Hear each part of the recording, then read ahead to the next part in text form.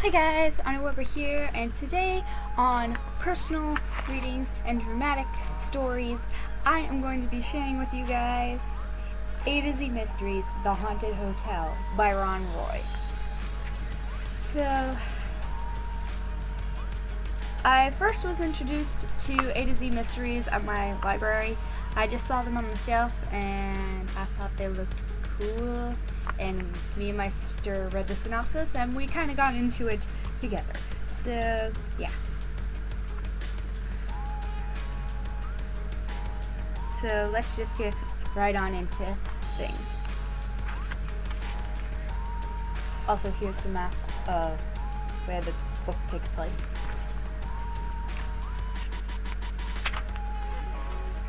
Okay, and here's first page. Alright. Chapter 1. Oh my gosh! Dink cried. There's a ghost in Greenlawn! Donald David Duncan, Dink to his friends, was reading the Sunday newspaper on his living room floor. Josh was sprawled on the sofa. He was using raisins to teach Dink's guinea pig Loretta to do math. Loretta gobbled up one of the raisins.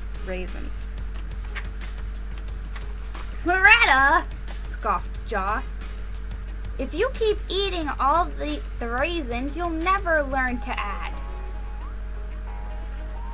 Ruth Rose was doing a crossword puzzle. Maybe she's trying to teach you to subtract, Joshua, she said.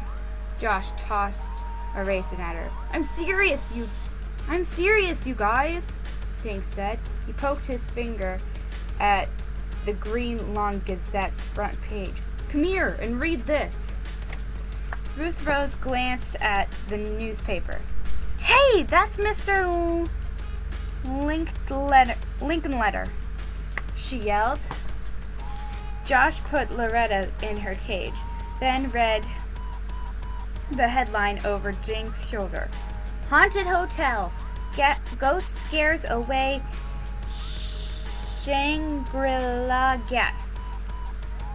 See, I told you, Dink said. Josh grinned. You don't really believe that stuff, do you? He asked. I'll bet it's a Halloween joke or something. Yeah, well, Mr. Lincoln Letter looks pretty unhappy in this picture, Dink said, and he never tells jokes. Besides, Halloween isn't for 2 more weeks.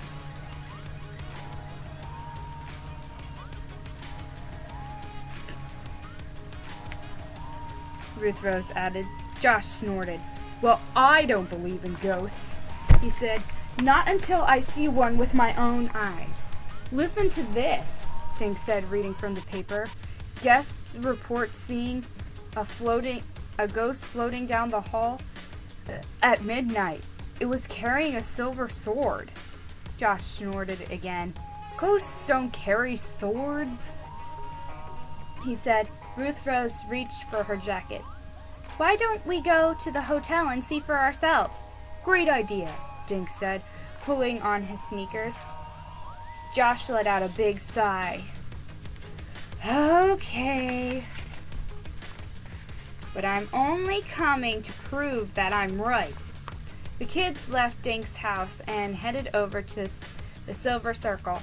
A bunch of kids were playing soccer at the elementary school. Their noses were pink and Dink could see their breath. The trees surrounding the playing field had turned red and gold. On Main Street, a long banner hung between 2 telephone poles. Big letters spelled out the words, Greenlawn welcomes you to Fall Foliage Week, October 13th to 20th. Come see our colors. The kid stopped across the street from the Shangri-La Hotel. Look, Dink said. People lugging lugging suitcases were streaming out of the hotel. One woman was still wearing her slippers. They were pink and fluffy and floppy bunny ears. With floppy bunny ears. And here's a picture. The newspaper reporter was trying to interview people as they left the hotel. "Hello, sir," she said to one man. "I'm Linda Gomez from the Green Lawn Gazette. What's your reaction to the hotel ghost?" "No comment," he snapped and hurried away. Let's get her to interview us," Josh whispered. "Maybe we'll get our names in the paper."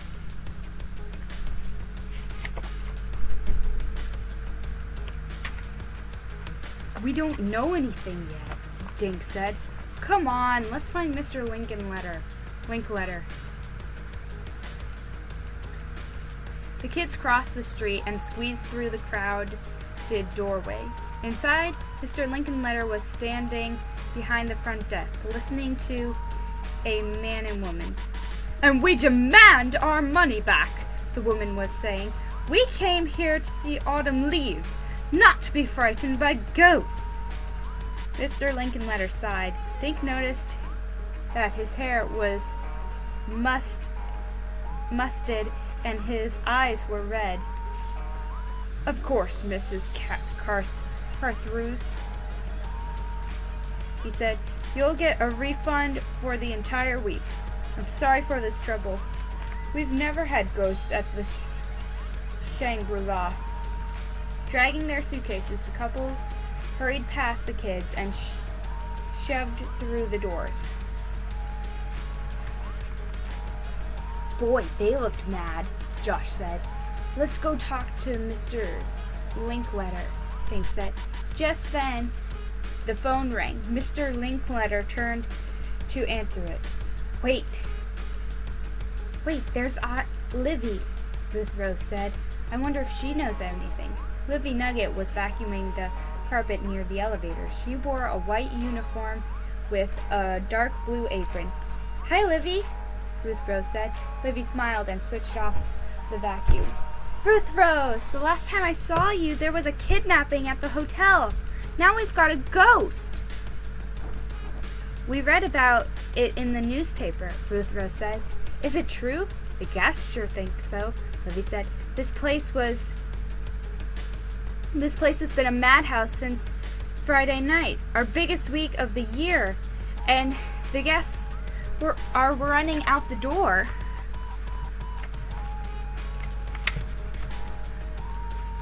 Josh smirked.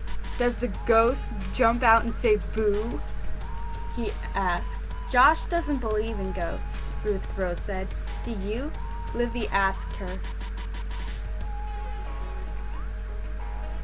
Ruth Rose shrugged. "I don't know, but something's scaring the people away." "Did you see the ghost?" Dink asked. Livy shook her head. "No, and I'd better not. When ghosts show up, I'm out of here." Just then, Mr. Linkletter hung up the phone and walked over. "Mrs. Nugget, please continue with your work," he said to Livy. When he turned to the kids, "What can I do for you children?" "We've read about the ghost," Dink said. Josh rolled his eyes. "And we saw all the people leaving," Ruth Rose said. Mr. Linkletter's sad eyes surveyed the lobby. All the guests had left, and the place was empty. Mr. Linkletter sighed. "Apparently, a ghost is scaring away our guests," he said. Maybe we can help," Dink said. "Remember how we found Wallace?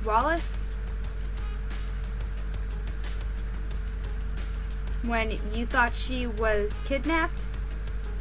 "I'll never forget," Mr.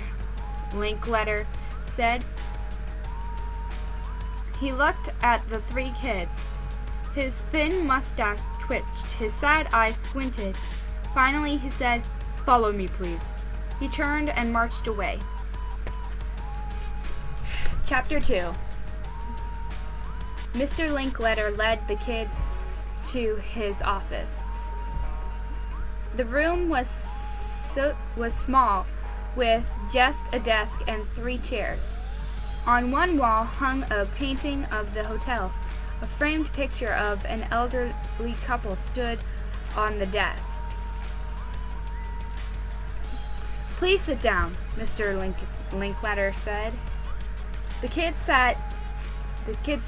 Mr. Linkletter opened a desk drawer and took out a paper bag. "Mint?" he asked. Each of the kids took a mint from the bag and popped it into their mouths. Mr. Linkletter looked inside the bag, then popped a mint into his mouth, too. He sank back into his chair. "This is terrible," he said. "Mine tastes okay," Josh said, "and I think it's lemon." Ruth Rose nudged Josh. "I think he means the ghost," she said. Josh blushed. "Oh, sorry." "As I was saying," Mr. Linkletter went on, "it all started 2 days ago on Friday. It was almost midnight. I was closing my office when a guest ran into the lobby. She was yelling about a ghost on the 3rd floor." "Did she say what the ghost looked like?" Dink asked. Mr. Linkletter smoothed his hair. "She said it was all white, except for the black holes where its eyes should have been." The 3 kids looked at each other. Josh's mouth was hanging open. Mr. Linkletter rubbed his temples as if he had a headache. "Anyway," he went on, that guest checked out last night. More guests saw the ghost again. It appeared at midnight today. All those guests checked out. Mr. Linkletter shook his head. This ghost is ruining our business." "Did any of the guests say where the ghost went after they saw it?" Ruth Rose asked. "Apparently it just floats away and disappears," he answered. "Did you see the ghost too?" Dink asked.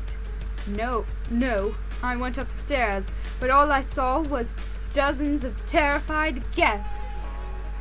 Mr. Linkletter picked up the picture of the elderly couple on his desk.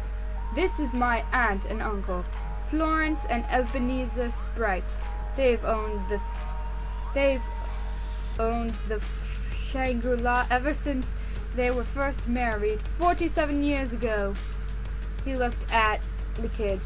"They're very worried. I don't know what will happen to the hotel if the ghost business continues." For a minute, nobody said anything. Finally, Mr. Linkletter stood up. "Now, if you'll excuse me," he said, "I have to tell my aunt and uncle that the Shangri-La won't be having a foliage week this year." The kids thanked Mr. Linkletter and headed back out to the lobby. "Guys, we gotta do something," Dink whispered. "But what can we do?" Ruth Rose asked. Just then, Livy hurried over to them. "What'd he say?" she asked. "He told us about the ghost," Ruth Rose said. She described it for Livy. "So there really is a ghost in the hotel?" Livy said. She looked nervously over her shoulder. "What's Mr. Linkletter gonna do?"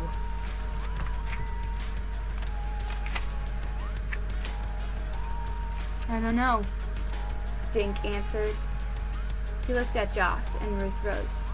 "But we're gonna try to help, right?" "Good luck," Livy said. "I'll be downstairs in my cubbyhole eating lunch."